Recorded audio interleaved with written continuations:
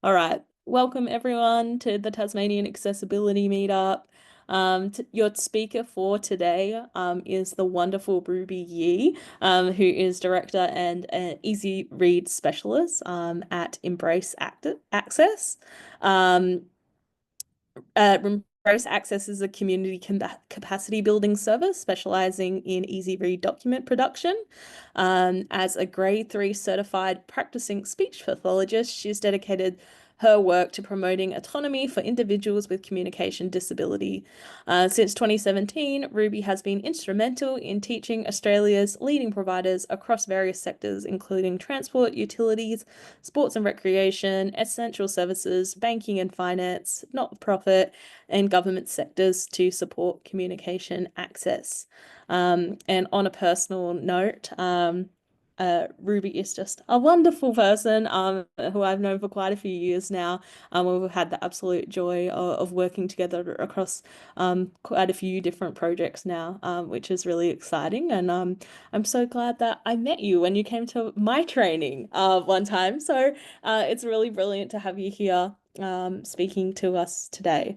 And so now what I'm going to do is I'm going to stop sharing my slides, and Ruby's going to start sharing hers, and we're going to get to listen to Ruby talk about plain language and easy read and what's the difference in the next half an hour or so. So welcome, Ruby, and thank you so much for being here.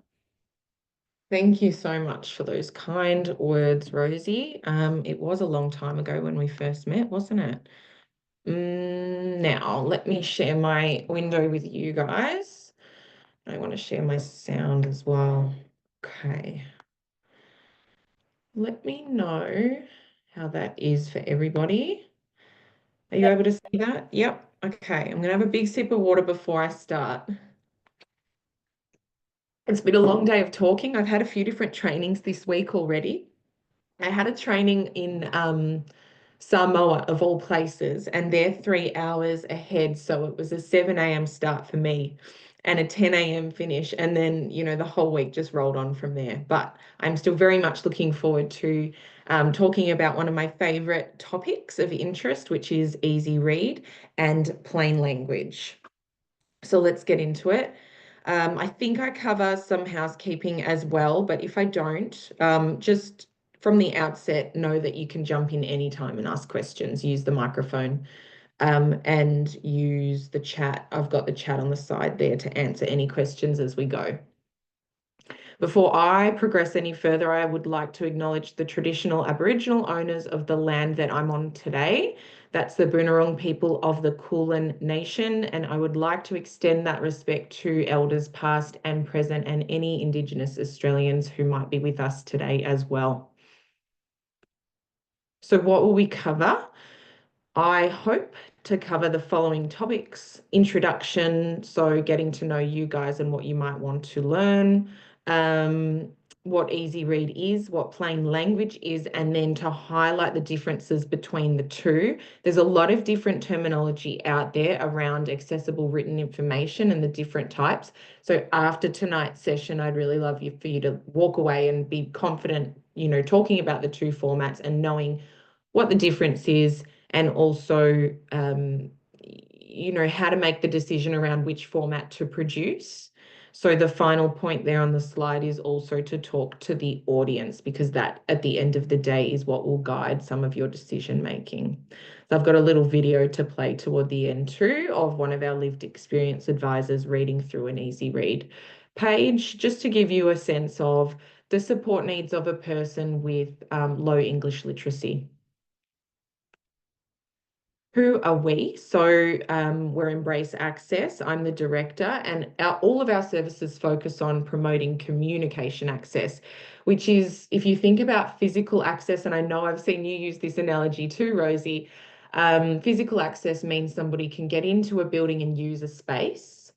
Communication access means that once they're in that space, they can still get their needs met. So it means that, the people around them have the tools and the knowledge to support all kinds of communication. So people who are nonverbal or people who have an intellectual disability that impacts how they understand and process spoken information, and written information. So that's where the easy read and the plain language fits. That's like one type of, I guess, adjustment or uh, strategy we can use to be inclusive of people with receptive language difficulties or people who have an intellectual disability. So we focus very heavily on easy read documents and training at Embrace Access, but we also love, love, love developing communication boards to help people get their message across and understand you and delivering communication access training. So that focuses on easy read, but also all of the other ways that we communicate too. As I said earlier, I'm a speechy, so I focus on all of the different methods of communication. We also love doing community engagement, co-design, and usability testing. The photo there on the slide is from a session Rosie and I facilitated together back in like October last year in Hobart, actually, at the Rosny Library. So that's a great example of the type of work we love to do, getting end user feedback on a product or a service and making it more accessible so that it meets the needs of more people, and consulting. So that's a little snapshot about us. And we're a team, a small team, but a mighty team. And we work together to create accessible and inclusive written communications. And so you're going to hear a lot about easy read and plain language today. And all of the people who you see here on the slide have helped to create easy read with me for the last about year and a half. So we haven't been around for a really long time, but we've grown quite quickly. And on every single project, we really try to prioritize the involvement of people with a lived experience of low literacy because I don't have low literacy. So no matter how much I know about easy read in theory, I will still make mistakes or overlook details when I prepare easy read that people who have the lived experience will not overlook. They can say, Ruby, that word's way too hard, or you need to explain this word, or this whole subject matter is missing, or what do you mean by this? I need more context. You need to explain this in more detail. Like the feedback that you get is fantastic when you collaborate on easy read projects with the target audience. So that's a little bit more about us and our team. And I think that's what sets us apart maybe from some of the other providers too. Let's get started. Just a question, Ruby. Rosie Yeah. speaking. Would you say it's like essential for easy read to have that lived experience perspective? Like what's your opinion on that? My opinion is good easy read is created with people who have a lived experience. And in the last 6 months, I have tried to create a way of working that enables this team to work with me from the outset and throughout. So what you'll see other providers of Easy Read do is they'll either prepare it without any consultation with people who have a lived experience, or they'll prepare it and then test it with someone with low literacy, which is still super helpful. But what I wasn't comfortable with doing just that. So what I've been trying to sort of build behind the scenes is a method where I'll get Chloe to come in at the start and look at the complex original document that, say, the Department of Health has sent me and pick out which topics are important and tell me which topics are rubbish and she doesn't care about. And then that's the structure of the document. And then come back to her again and say, hey, look, like I'm struggling for words around this topic. I need an image to represent this idea. And we actually jump into Canva together and like look through the pictures and pick pictures together. And that's such a nice way of choosing images that connect to her lived experience. And I always end up with a better product in that way. I was doing that today with Grace, actually, and she came up with a million great ideas for pictures. To use in a particular agenda document we were working on. So that's me trying to achieve co-design as opposed to just usability testing. So that's a very long answer to your question, Rosie, but there's lots of different ways it can look. Okay, so the terminology you've probably heard includes easy read, easy to read, easy English, plain language, plain English, simple English, or accessible written information. So I'm here today to basically clarify what these terms mean and help you make decisions around when to use these different formats. Easy read, easy to read, and easy English can fit into one category. We call it easy read here at Embrace Access. Other services will call it easy English. Our easy read looks the same as easy English provided by other services. Every provider will create a different look and feel, but we aim to target that sort of grade 4 reading level that easy English also aims to target. There are some schools of thought that say easy English is an even simpler style of writing. However, I think in Australia these styles are very much interchangeable, and I'll get into easy English a bit more in a moment. I think I've included that slide in there. It might be in my other longer presentation, but I will make sure I touch on that too before we wrap up. So plain language, plain English, and simple English, on the other hand, are all words we use to talk about a different style of writing that's for the everyday reader. So I'm going to break down those two styles now. And of course, that final bullet point there, accessible written information, is like an umbrella term for both, if that makes sense. So they're both types of accessible written information. So we'll start with easy read. I'd love to know, I know you guys are kind of multitasking and listening in the background, but if you do have access to the chat or a microphone, I'd love to know, do like a knowledge check and just see what we already know about easy read. For example, you could tell me some of the key features you know about or who it's for. I'm I'm I'm speaking because I haven't got enough hands to type. It's got pictures in it, really great pictures in it that are really simple. Awesome. And I'd say that's probably the most identifiable difference between the two styles. So this is a typical easy read document that you'll see prepared by us. The features that you'll notice include short words, short sentences. In fact, our sentences will never be longer than 2 lines. And that's because people with low literacy or intellectual disability or people who have a smaller cognitive load or cannot manage a large wall of text will really struggle when we start to exceed that 2 line rule. So that's just one of the technical rules we follow to make sure we're really honoring the needs of the end user. You'll notice we use very simple language. So we try to avoid jargon and complex terms wherever we can.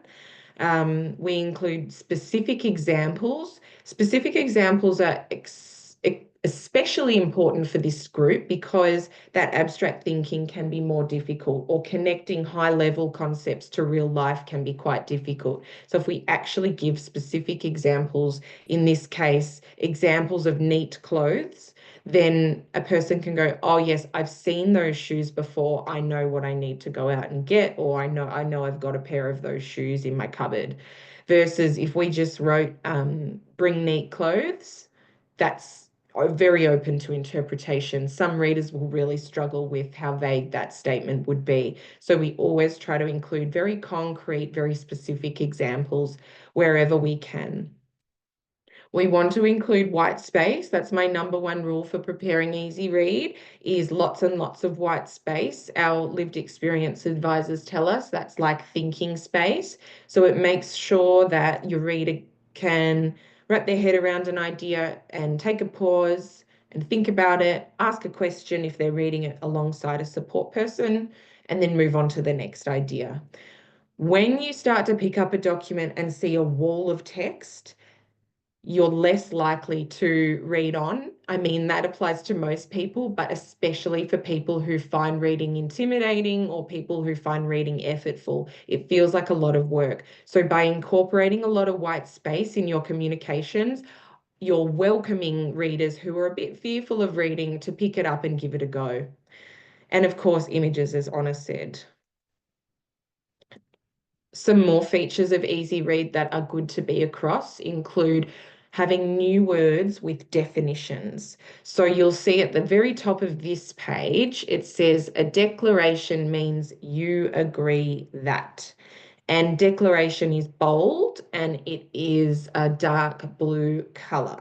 So that helps the hard word or the new word stand out. And then we immediately explain what that means. Sometimes we do have to include hard words in our easy read, but we always make sure we explain what those words mean right away, not in a glossary or word list at the end, but right away. And the reason for that is you don't want your reader having to cross-reference between the page they're on and a page at the end and then find their way back to the page they're on. That's a lot of steps.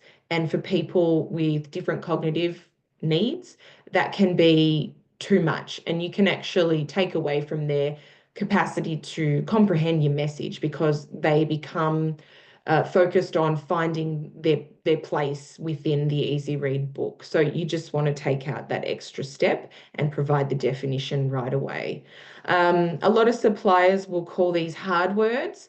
At Embrace Access, we chose to call these new words because we didn't want to introduce reading or reinforce the idea that reading is a scary thing with lots of hard things within it. So we just use the word new and it kind of encourages, I guess, a mindset that this is about learning as well. Yes, I may not have known what this word means. It is new to me, but it's not bad.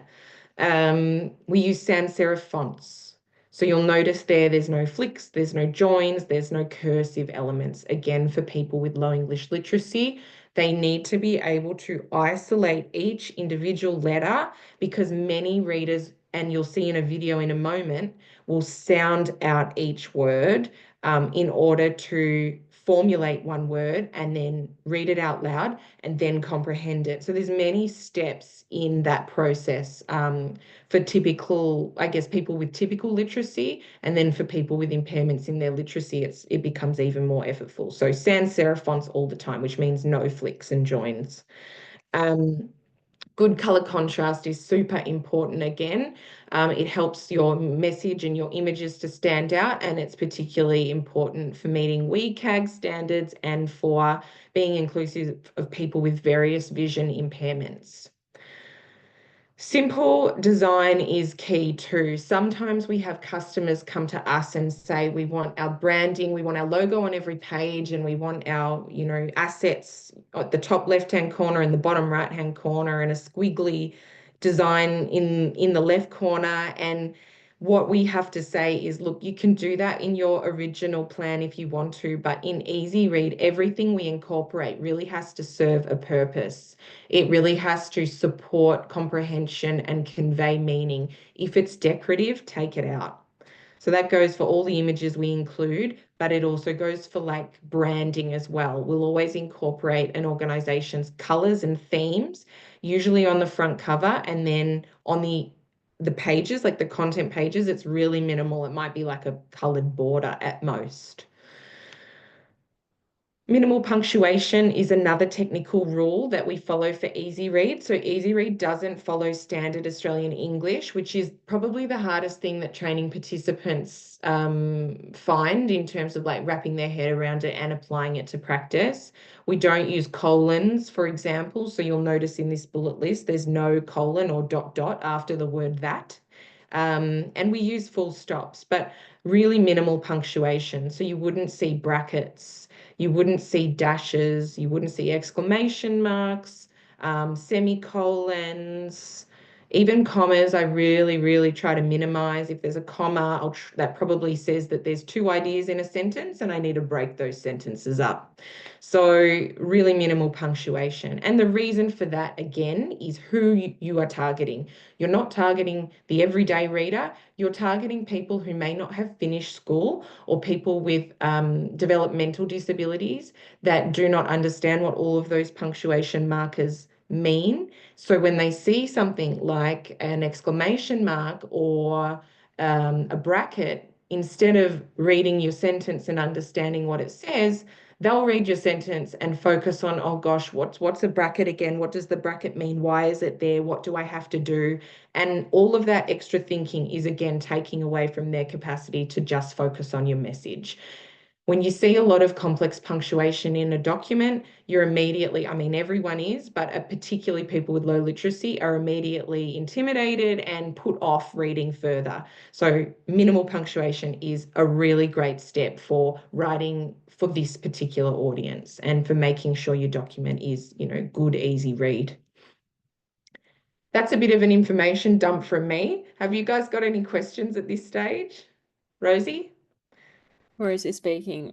You said it, I think on the last slide you talked about easy read being something people use for, I think you phrased it as like low cognitive load, and I just like I love that phrasing of it. Mm. What do you hear from your clients in terms of, do they hear any feedback about who else, like other than the typical target audience, actually uses easy read and finds benefit from it? Like I know personally for me, if I see an easy read version on there, I will go to that first, Yeah. read that, get the information I need, and then if I need more information, like I will um go look at the full document or whatever it might be. Like I don't always need that.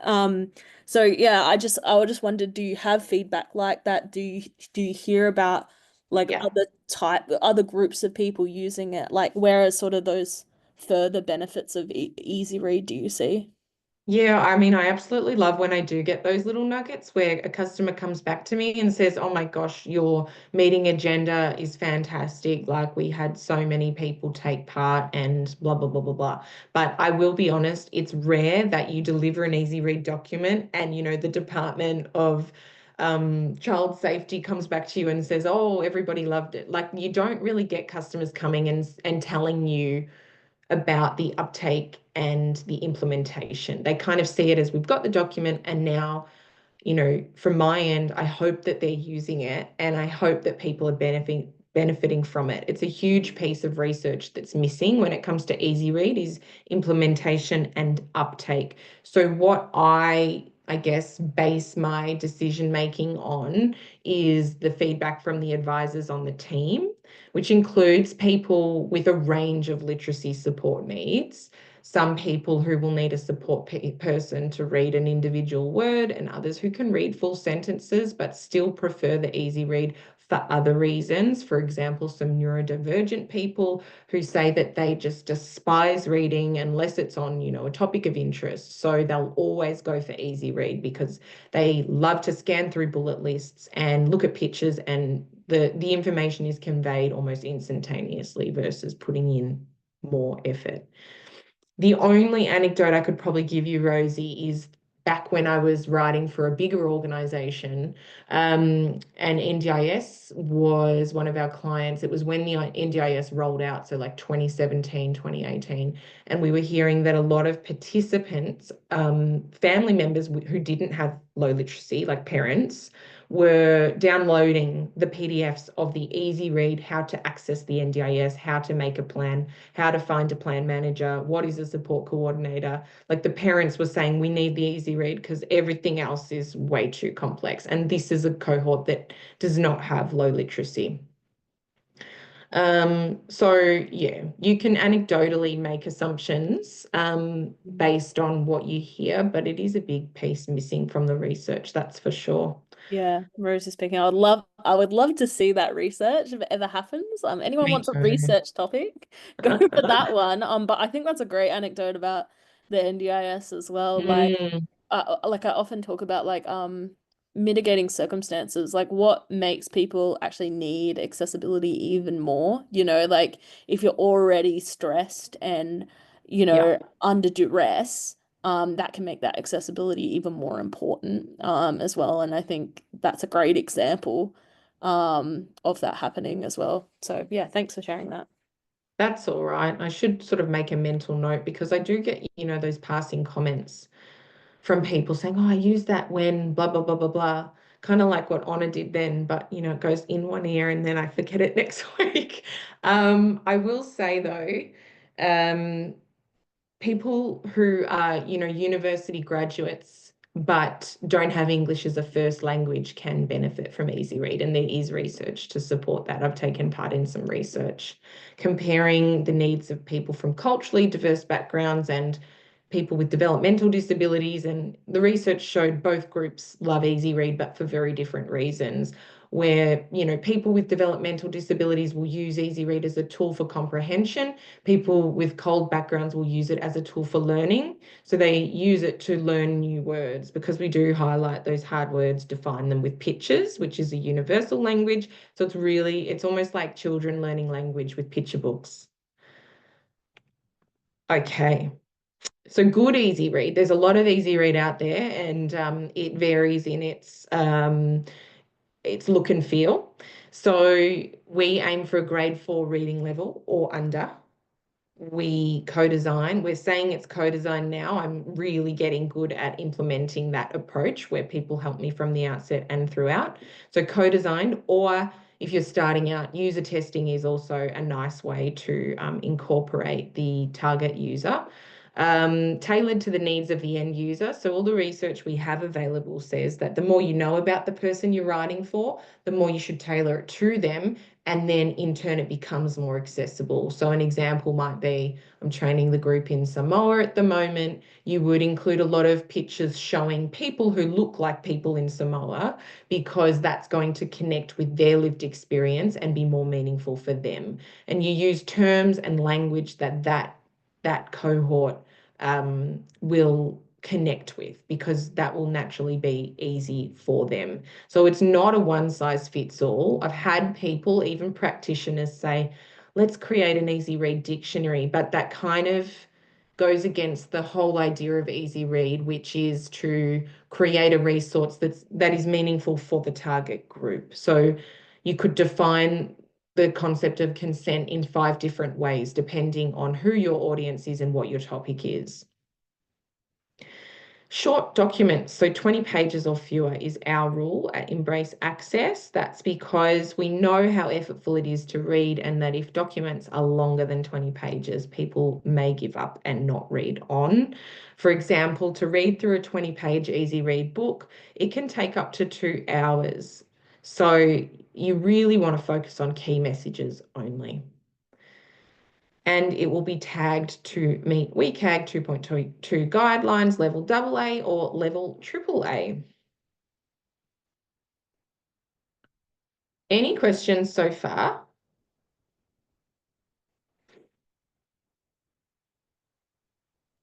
I've got a question, Ruby. Yeah.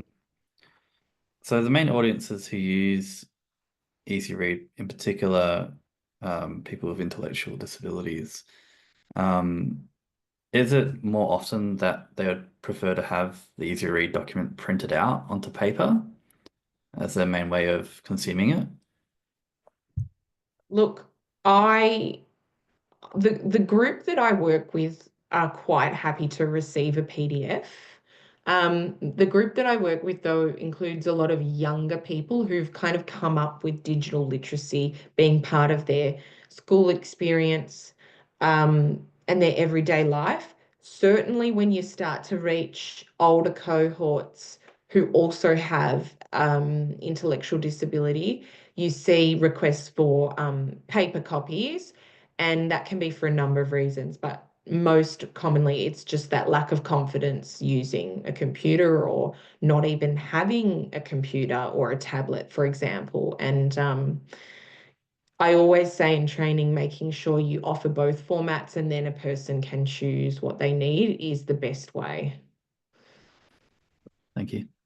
That's okay. So just to really highlight the point, when it comes to Easy Read, we're avoiding these things. Long words, academic language, metaphors as well. So phrases like low-hanging fruit or pain in the neck can be interpreted very literally by some people who have intellectual disabilities or people who are autistic as well. So we try to avoid these phrases that have two meanings, or that can mislead the user to be thinking about a topic that's completely not connected to your message. We avoid tables of contents and glossaries, again, because we're trying to avoid that cross-referencing. Paragraphs are not part of the easy read style. Serif fonts or flicky joiny fonts are not part of the easy read style. Punctuation, again, is to be avoided, apart from, of course, your full stops and your question marks, because sometimes you have to mark the fact that you're asking a question. And documents that are long, we try to avoid as well. The government put out a style manual a few years ago specifically for easy read. So that's a lovely resource that you can jump on and have a look at if you're starting out. We also have a bunch of checklists that training participants get to if you do want to learn more. So normally at this point in training, I'd get you guys to have a go. I don't know how set up we all are to do this, but let's give it a try. So the sentence is, the department provides successful applicants with a personal computer, security card, and uniform. So you can use the chat or you can scribble something down on your phone. And I'll give you a few minutes to do that and then see how we go with it. Let me know if you have questions. If we're feeling brave, we can put our answers into the chat. Oh, thanks, Rosie. Or you can share by reading it out loud. So Rosie has written, we give our workers as a lead sentence and then 3 bullets underneath, a personal computer, security card, and uniform. And of course, we'd add images, but we're not doing that for this activity. That's a bit tricky. Did anybody have anything different? Way better than what I was coming up with. Well, you guys see a lot of the easy read we create, so you've got a bit of a head start. Yeah, it is a bit cheating. Sorry. A little bit. Fantastic. The key thing we look for in this activity Yeah. is I got to stuck because I wanted to write a comma. And then I just failed. I just stopped because I couldn't. then we just gave up.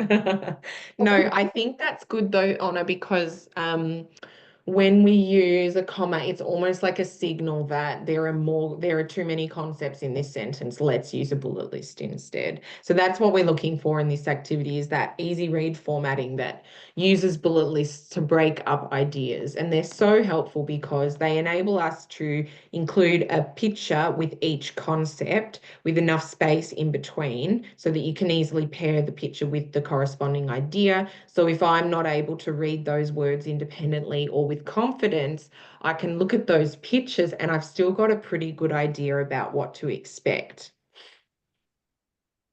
So the only thing I'd noticed that's different between this and yours, Rosie, is that we have a lowercase letter at the start of each bullet, and that's because technically each of those bullets is part of the lead sentence. It's all one sentence, and then there's one full stop at the end, which is again quite different to the standard Australian English rules for bullet lists. Good job, guys.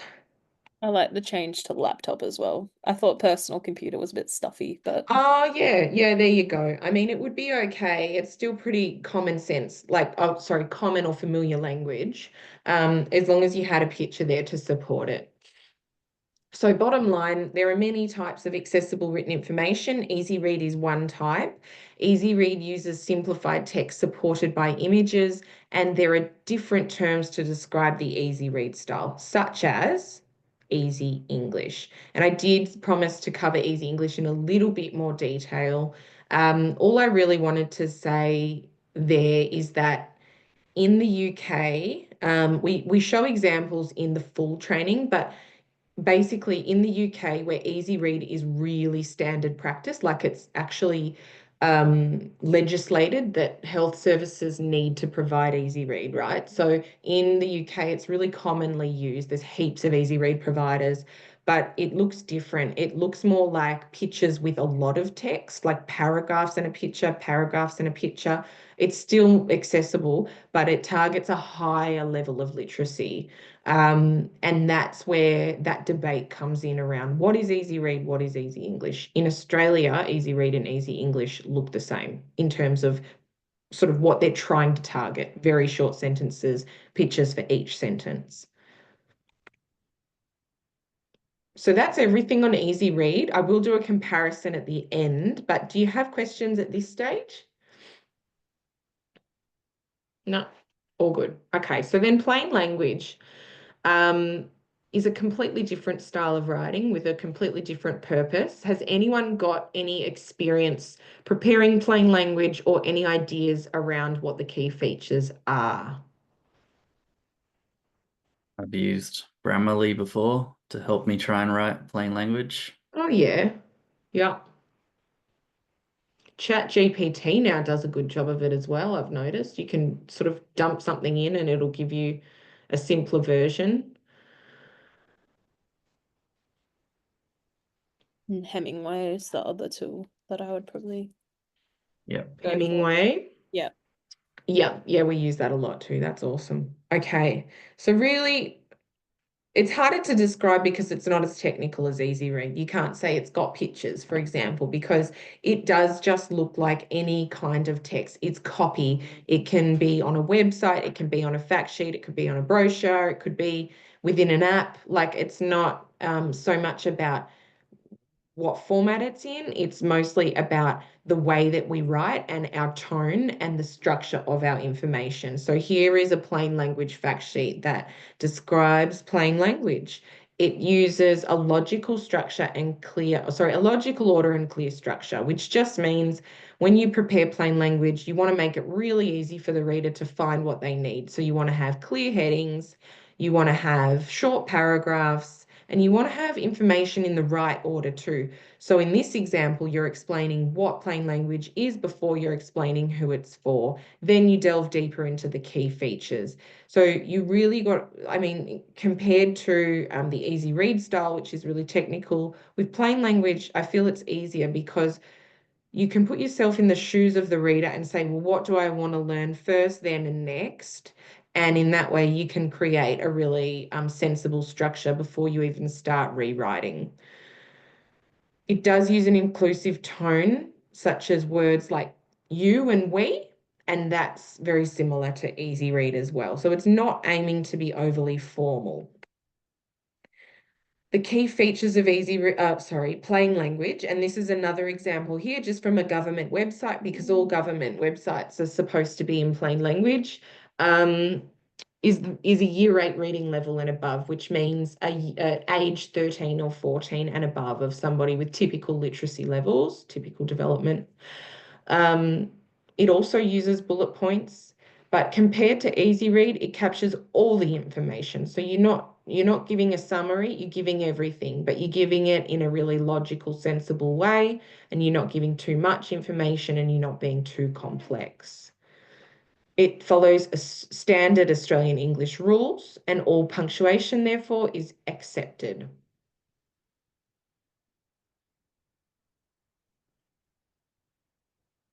There's a heap, like a ton of resources on plain language. We offer training in plain language or plain English, but I mean, you can get training everywhere for this. It's really something that should be standard practice. Everyone should be providing any publicly available communications in plain language. But yeah, these are my top 3 sort of places to go for more help around plain language. Bottom line, plain language is different from easy read. They're not the same thing. Plain language is for the everyday reader, which I kind of actually, as I say that, have a bit of an issue with that statement because the everyday reader could be anyone, right? It could be someone with a disability or low literacy too. It's targeted for someone with a year 8 level and above. I'm going to change that. And all publicly available written information should be in plain language. Okay. Any questions so far? Mostly speaking, just a comment. Yeah. What are your tactics? I love the last line. Totally agree with all this. All publicly written information should be in plain language. Yeah, I guess what are your tactics around addressing this when particularly from an academic perspective, there's a lot of pushback, and some of the things that we hear is that, oh, we're dumbing it down, or, like, obviously I disagree with all those things. But yeah, what are your tactics around that, and some of your hints and tips for sort of getting people on side with plain Yeah. language? Yeah. Thank you for asking that. I think it is actually an incredibly um, difficult and sophisticated skill to be able to write in plain language and communicate in a written format successfully. So it's definitely not dumbing the information down. If anything, it is more challenging to prepare good plain language than it is to prepare convoluted, complex sentences with jargon that only, a select number of colleagues or peers within your industry will understand. If you make that extra step to put in the work so that your reader doesn't have to, I think that's really clever and should be commended. And yeah, it's absolutely not about dumbing down the information whatsoever. It's about showing that you've got enough insight to know that people in the community have varying levels of literacy. And I guess in terms of tactics, what I would try and do is have a meeting with some of our lived experience advisors, in that meeting with a stakeholder or a customer, and say, hey, like, this is who you're writing for. So what do you want to, like, what do you want to do? I think oftentimes the people who have that rhetoric, Rosie, are people who have very little exposure to, like, the disability community, or just have never met someone with low literacy. And as soon as they see someone with low literacy attempt to read a sentence, they go, oh, okay, I get it now. But unfortunately, there's still just so much, what's the word? Segregation, I guess, especially at the university level, where people just don't have exposure. So they don't know what the real picture is out there, you know? Yeah, but great question. Yeah, I think particularly interesting around the political sphere at the moment. I've heard a statement saying that politicians don't need plain language. And I would actually argue that they need more plain language. Mm, As folks who are very, very time poor, mm. as well. So I think it's really interesting the way we think about who needs plain language, and it really should be for everyone. It is my perspective as well. But that's something I've heard Yeah. recently. Yeah, I can't understand that, but I know I'm coming from the other camp. But really, at the end of the day, you've got a right to communicate, not to impress. Are you trying to exclude, or are you trying to inform and empower? And I mean, the decision is so easy, but yeah, it's a tricky one. I hope we're moving in the right direction with this type of work that we're doing even this evening. So, really, to highlight the important differences, today we talked about the two writing styles, and I talked a lot about having a logical structure in our written communications. That's a rule we apply to both formats.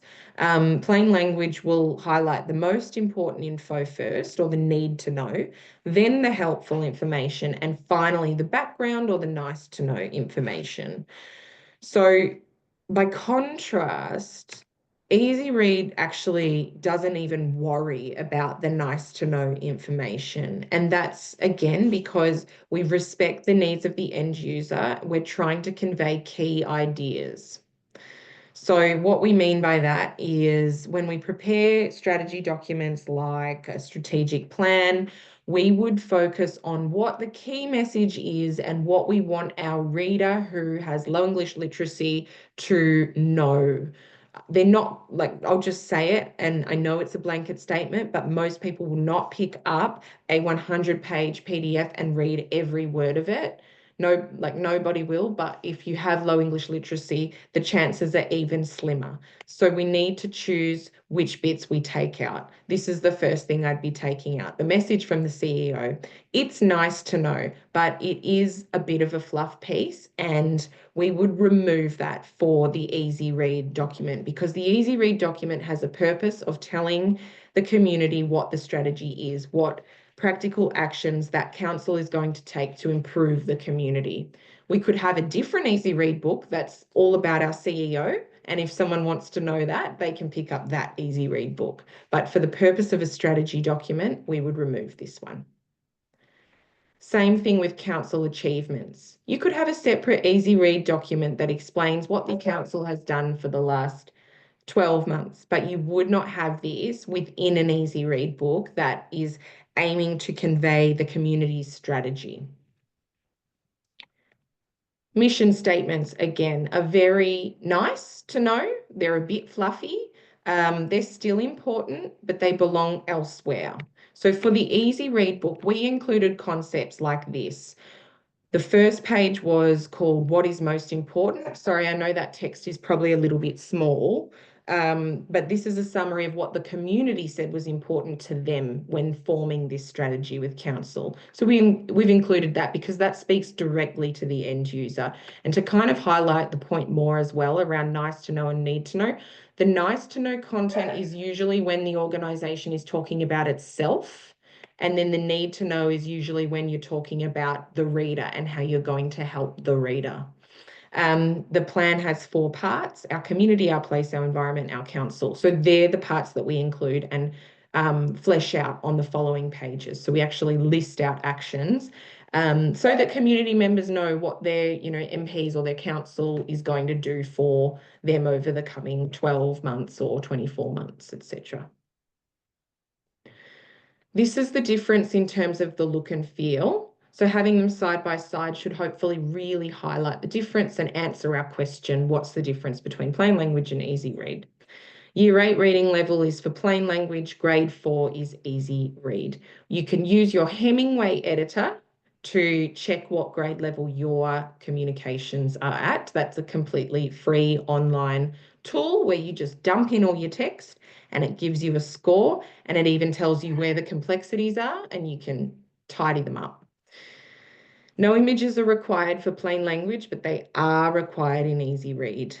We use standard English for plain language. We use minimal punctuation for easy read. Paragraphs are totally acceptable in plain language, but not in easy read. And finally, plain language is capturing all information, whereas easy read is just a summary or a supplement. Any questions? I'll Matt? add to Rosie's point earlier around convince people to write in plain language. It still captures all the information. So, it's not like you're losing information by making it plain language. And I think that's what a lot of people don't understand about it. So, yeah, I find it funny that people would say no to it. It's just the same content, but better written. 100%. Yeah, Yeah. thank you.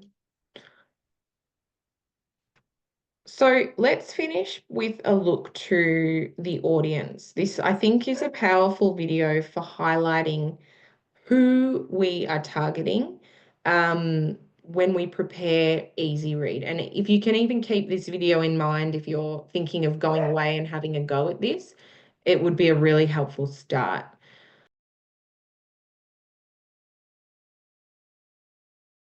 It's beautiful. Really keen to hear if anything stood out for you there or what you noticed about the reader. I thought oh, These the images a lot to help fill in the blanks.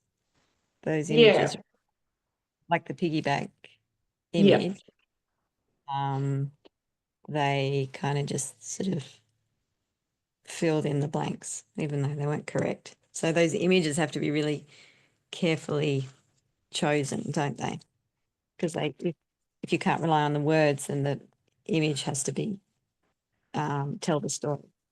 Mm-hmm.